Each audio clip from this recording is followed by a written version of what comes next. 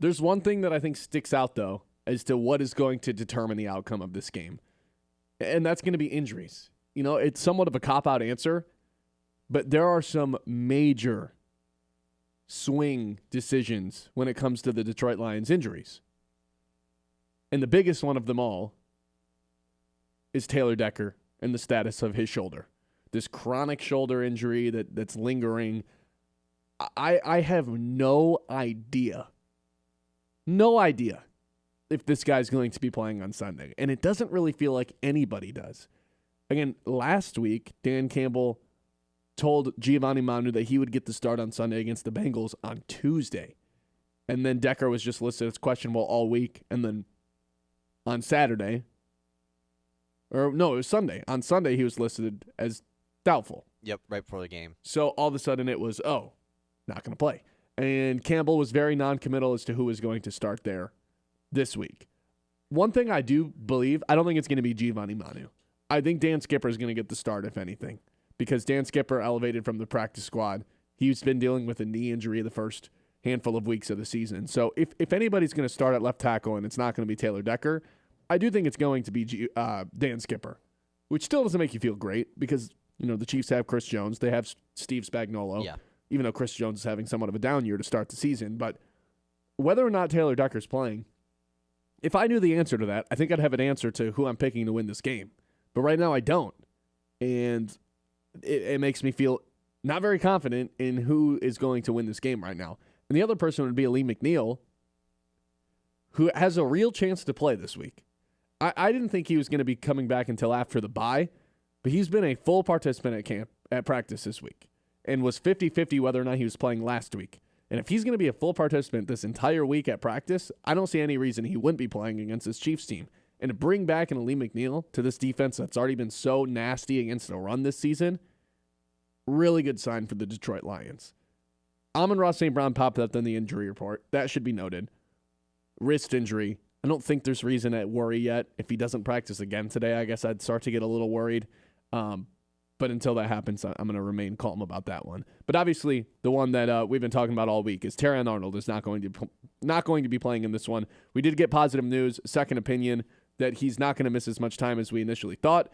Regardless, not going to be playing this week. So Rock Yassin probably going to be on the outside with Amik Robertson, which you don't love against a Kansas City team that lacks receivers but has Patrick Mahomes. Well, and you kind of mentioned it perfectly yesterday. Like, as good as we thought Yassin was last game, he still is the backup corner at the end of the day, going up against Patrick Mahomes.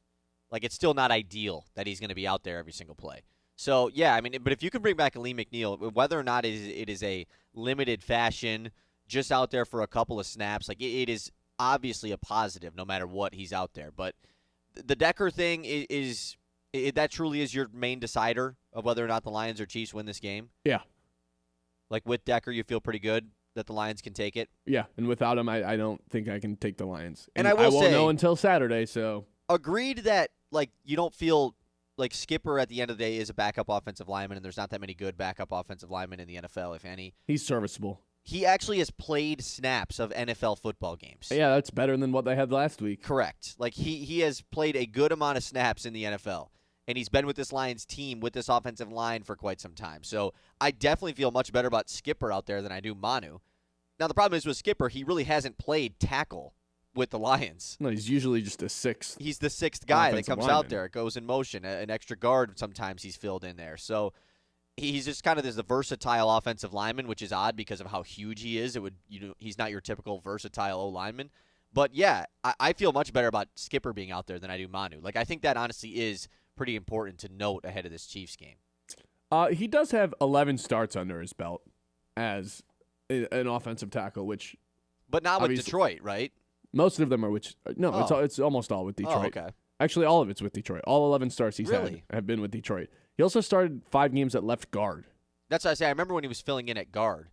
No, but he started 5 games last year at tackle. He started 1 game in 2023 as a tackle, and then 5 games the year prior as a guard. So he's had experience. It hasn't been great, but it's been better than what Giovanni Manu can provide. So if Skipper's going to play, or if Decker's going to play, I'm probably going to pick the Chiefs to win, the Lions to win this game. The problem is we're not going to know if Decker's going to play until probably Sunday.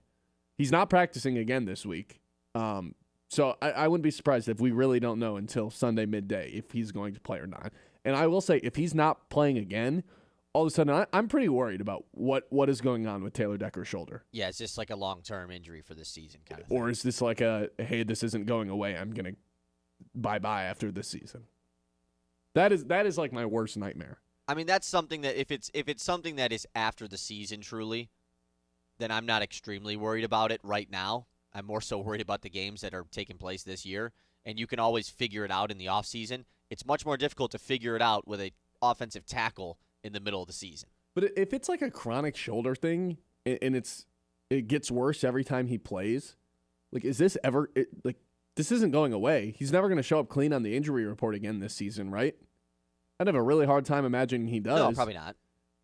And is it ever going to get to the point where it's like, no, I just feel good about playing? Or is this going to be a lingering thing all season? Because Campbell made some weird comments, too, during his press conference yesterday that were essentially, we're not going to rush Taylor Decker back because the last thing we want to do is not be smart about this. And then all of a sudden his shoulder's really messed up. It's like, oh, like this has potential to get worse before it gets better? Yeah, because even if he plays, like then he can easily re-aggravate it. So there is a really high chance that this is, I mean, we're going to find out this week, but there's a high chance that this can be something that affects the Lions all season long. I feel like that's already happening. I'd be pretty shocked if it didn't. I feel like all season long we're going to get the is Taylor Decker playing, is Taylor Decker not playing, who's going to be this left tackle when he's gone. So let's just cross our fingers and hope that Dan Skipper can stay healthy the rest of the year too, because if I have to watch another Giovanni Manu start, I just can't do it, man. I can't watch him for a full quarter. And the trading for offensive tackles thing just doesn't really happen.